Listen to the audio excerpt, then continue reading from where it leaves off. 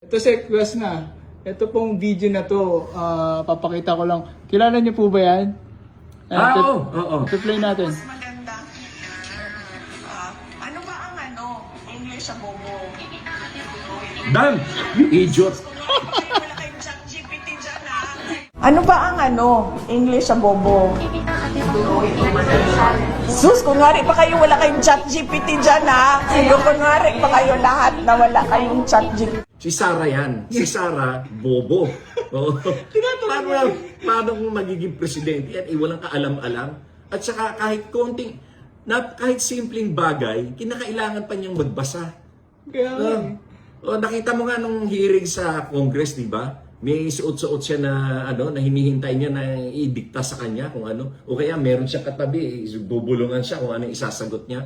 Meron gusto magpresidente ng ganyan. Abay, kahiya-hiyayan ganyan. handa na nga daw po siya eh. Handa siya mga Pilipino, hindi ka handang tanggapin. Tapos madiscover yung iyong pag-uugali at iyong kakayahan ng iyong utak. Dahil mababaw. Oo, si Sarah ay isang bobo. Bobo at boba, pareho lang yon. Tinatanong niya yung ano English ng Ay, bobo. English. Pabira, yun na nga.